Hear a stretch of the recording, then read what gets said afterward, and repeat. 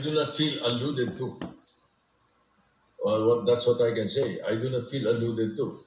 Because kaibigan ko yung mga Duterte. Brad ko pa yung isang anak eh.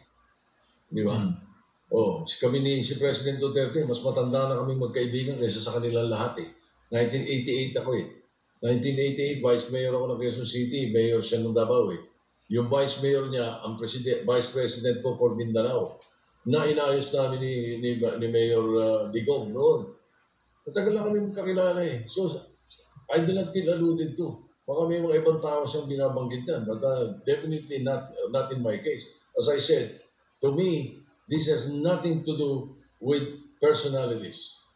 It has everything to do with the rule of law and with the Constitution. Yun na sa akin.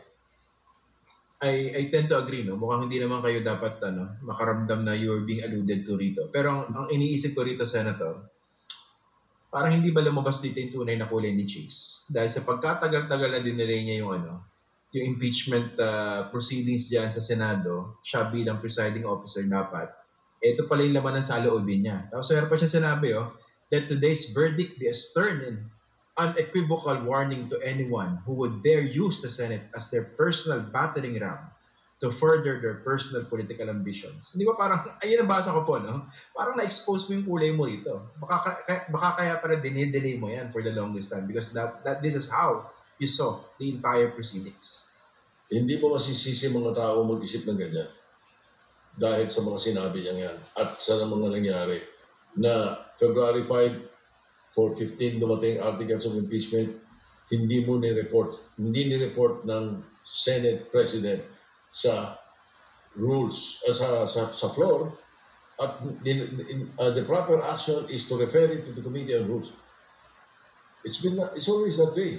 Kahit anong dumating galing sa House, lalo na hindi masyado importante, mga bills, mga nire-refer, di ba? Nire-refer agad eh. Kahit na yung mga correspondence lang, ibabanggitin yun.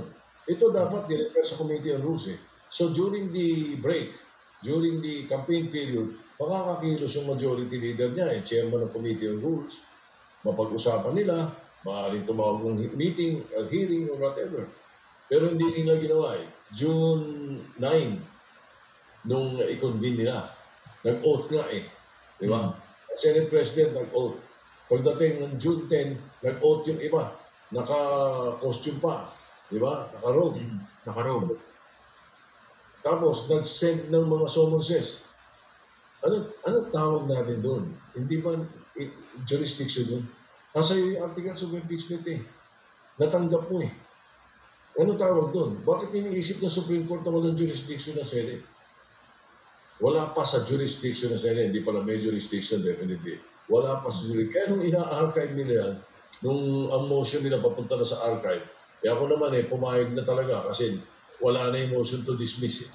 Di ba? So, kaya may chance na yung binigyan na natin ng pagkakataon yung MR. Binigyan natin ng pagkakataon ng Supreme Court na ayusin pa kung sakasakali man. So, kaya sinabi ko, how can the Senate archive something that is not before it according to the Supreme Court decision? Eh, wala rin kami jurisdiction eh. Ba't namin in-archive? Nakita mo yung mga grabe. Yung inconsistencies. Oo.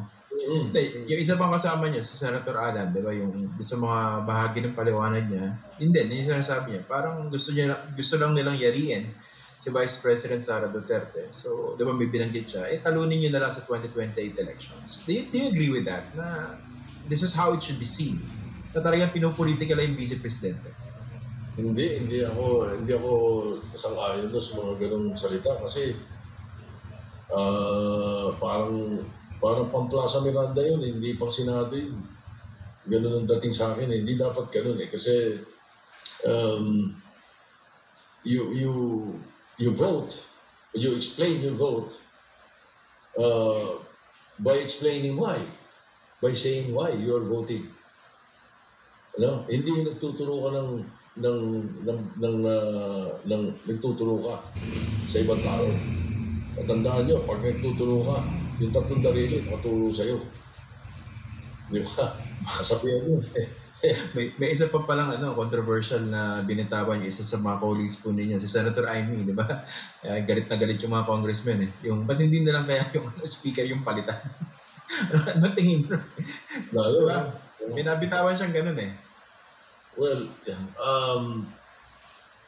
it's a shame na yung Senado, imbis na magamit. Sana nag-privilege speech na lang siya. Hindi sa voting, hindi sa explanation of vote sa ganyan. Pero ang sama rin ng timing, kasi nung habang nagsasalita si Amy, may mga pinalayas na sa agenda times, may mga pinalapas na mga na mga... Yung gumanon. Oo, ginaganon si Ivy ng mga audience sa gallery. Kung di ako nagkakamali, mga matataas na tao pa raw yung kamag-anak ng iba. Hindi ko kilala. Hindi ko kilala, sabi lang nila. Ito yung gusto ko rin pumalaman. Kasi I don't know, nung nagko-cover ako dyan sa House at sa Senate, parang nandun yung parang decorum or interparliamentary courtesy between members of the House and the Senate. Hindi ko naalala until siguro in recent years, yung talagang nagbabakbakan yung mga miyembro.